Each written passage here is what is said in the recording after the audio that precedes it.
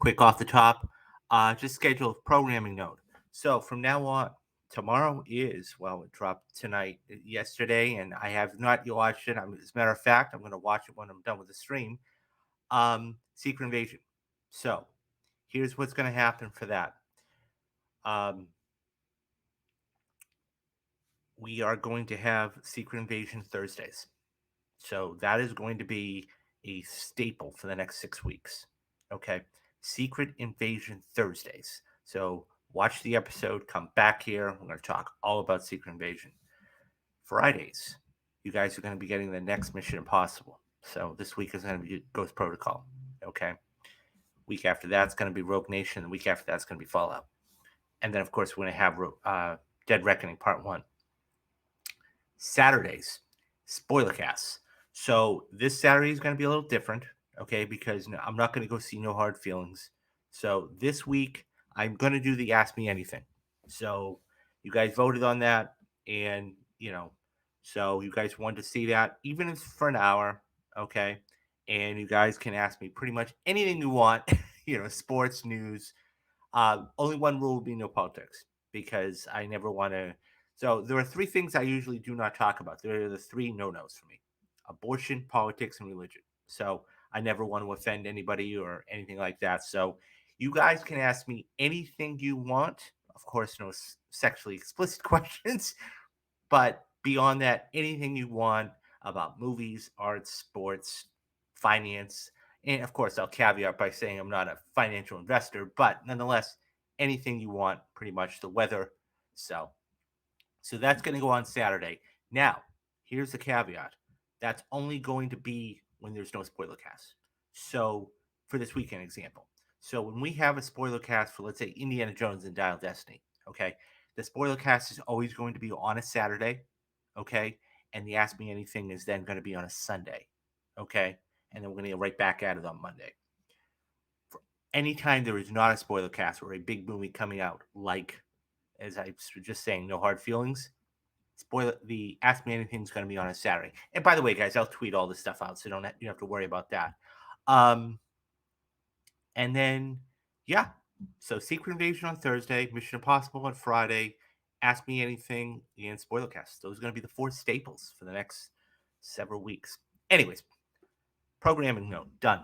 Let's jump right into it. So one of the biggest actors right now, the last, I would say, 5 years, okay, is one Pedro Pascal. He's been on fire the last 5 years. And if you go back, he's been in some really good, solid films too. This isn't just a guy that, rose from mediocrity to getting a role one day. This guy has really made his mark. Okay. Um, Anybody who remembers The Equalizer 2, he was in that. Of course, he's, blown up with The Mandalorian. And of course, we just had the huge worldwide sensation of The Last of Us early this year. So, anyways, the reason I bring this up is because there's a piece in Variety about this, talking about, and of course, he got cast in Gladiator 2. So, Gladiator was basically, or Variety was basically talking to him about all this stuff. Okay. So, the piece goes: Peter Pascal is charming, funny, and incredibly talented. His resume thus far includes notable films and television series such as HBO's The Last of Us and Lionsgate's The Unbearable Weight of Massive Talent. So this was done by um, Clayton Davis, and you can actually follow him on Twitter. And obviously a big deal. He's writing for Variety, but he actually talked to Pascal. I'm not going to read the whole interview per se. I just wanted to read some of the stuff of it. I'll do a couple questions out. During the interview, I referenced a 2020 cover story. In that story, he couldn't believe he was Patty Jenkins cast him in Wonder Woman 1984 without auditioning. Then something happened that you don't typically see. When asked, it feels like he was a role model to young Latinos, LGBTQ, and Hollywood dreamers everywhere who yearn to sit in the same position he finds himself. His usual charisma and confidence melted away. I was able to fulfill the assignment and continue to fulfill the assignment, Pascal said, as he crossed his arms in a nervous study like a nervous student on of the first day of school. It's the best part. It's not necessarily getting an A, but understanding someone's vision and being a scene partner for someone. If it's if it comes to inspiring someone else, maybe that's the component I'm unwilling to recognize. It makes my heart explode a little bit. So goes on to say, Pascal has three opportunities. He's had three opportunities for Emmy recognition this year. Two in the lead actor for one for being a Mandalorian, of course, Joel being for The Last of Us, and the Disney Plus series. He's also had a guest comedy act, and of course, he did this huge Saturday Night Live skit that just blew up. Like many in the industry, Pascal looks to follow more blind casting for films and television. I think the change is that it's really important, and it's one of the best ways to continue representation is just by casting a person into a role that is not limiting the character to racial identity, he says, especially if it's an IP we're familiar with or a book. People get so butthurt about the kind of stuff, but who cares? Because that's the coolest way of moving the needle is to be open about the casting in every way. The Chilean born star could make history across the board. Only one Latino actor has been recognized in the lead drama category in the past. From 1995 to 1999, Jimmy Smits received five consecutive nominations for his role as Bobby Simone in NYPD Blue, which was unbelievable. Anybody remembers that time in television? Coincidentally, Pascal appeared on a guest star in 2001 episode. While discussing the upcoming season of the sophomore season of The Last of Us and whether it closely follows the video game sequel installment, I'm not going to give any spoilers away just in case anybody who does watch this later on has not played the game. Pascal jokes, I'll always be with you, before fumbling around a Toni Morrison quote. He continues, I don't know. I think part two is a little more leeway. It seems to be a little different, immersive experience where things must happen for the central narrative to occur, but it seems more open. That means I don't fucking know. As for the famed Star Wars character who would become as beloved as anyone from the original trilogy that began with A New Hope in 1977, Pascal talks about the rumors of him being on set. There was a limited time for me to be on the set in the first season, he said. It was a collaborative process of creating and establishing a physical presence based on what they needed for the character, stepping into it for the majority of season two because I wanted to. I wanted to see how far little I could go. It was uh, physically demanding. So let's see.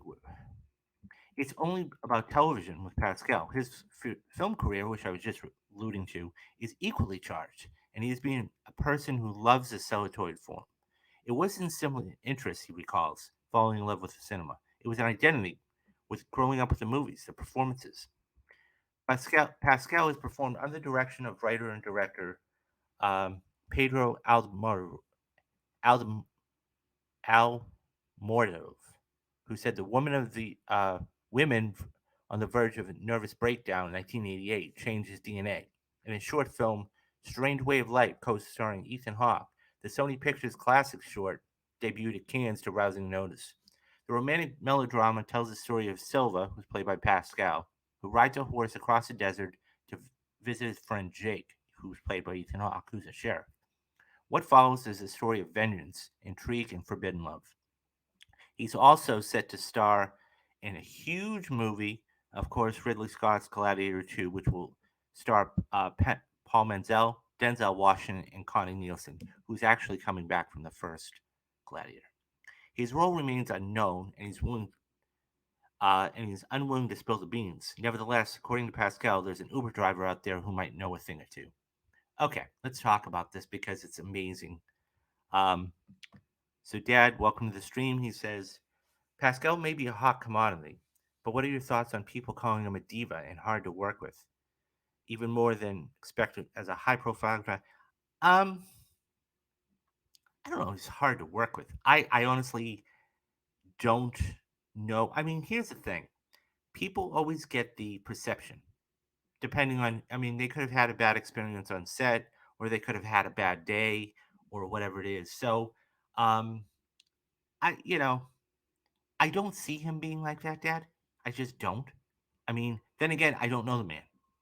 But if you notice what he's done and how he's done it, it's one of those things where I think that he would be it'd be very hard pressed to find somebody that did. So we'll see. I think if there were multiple reports from multiple people, maybe, but this guy is he's been on fire. And don't forget, he was in Game of Thrones too. He's been in some of the absolute best series in the last, who knows, 10, 15 years. I mean, as I said, he did the role in Equalizer 2. Okay. He was in the Golden Circle. Okay. He, of course, was in The Mandalorian. Okay. Game of Thrones. These are all top notch worldwide sensations. Maybe Equalizer 2 isn't. But then he goes to arguably the biggest role of his life. And he actually had to get permission from Disney to do it, but knocked it out of the park. And that's The Last of Us. So, what to say? By the way, guys, if you haven't already gone back and watched it, go back and watch it this last Monday. This last Monday was the 3-year anniversary of The Last of Us Part 2. And I sit down and break down why that is one of the, if not the perfect game. But, there was so much expectation for this. And the blockbuster 1980 woman that, yes, I forgot about that. You're absolutely right, Dad. I stand corrected on that. So he's gotten around. He's definitely gotten around. So as one of somebody likes to say that I know he's having a moment, to say the least. But he's definitely, this was probably the biggest role of his life. Not to say that Gladiator isn't going to be and everything else, but because of the love that is behind this game. And anybody who knows what I'm talking about, if you know, you know. That all being said, I thought he was tremendous. I thought the whole thing was amazing. And Craig Mazin, who, by the way, and I didn't do the story on this, but Craig Mazin actually is going to be getting a writing credit for Dune 2, film coming out later on this year. But this was an amazing role. And this whole series was awesome. I can't wait to see what they're going to do for season 2. And that's why I kind of stopped short, because anybody who hasn't played the game, I didn't want to spoil it for. But just remarkable. Because here's the thing. This game was so beloved that you had, now casting, I'm always talking about fan casting, but it's one of those things where if you didn't get the right person to play that role, it was going to be tough, right? It was really going to be tough.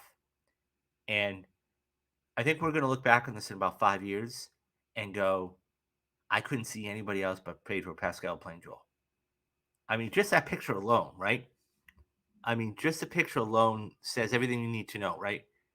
He looks exactly like the character. And there's part of it there too. It's authenticity, right?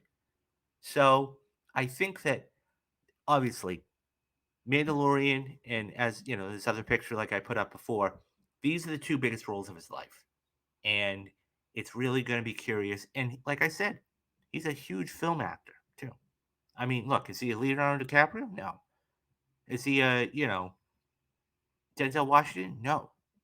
But he's right up there with some of them. Anyways, guys, what do you think about Pedro Pascal? Do you enjoy his work? Did you enjoy The Last of Us? Or are you somebody that says, oh, let's wait till his next project? Leave me your thoughts down in the comments and I'll get back to everybody.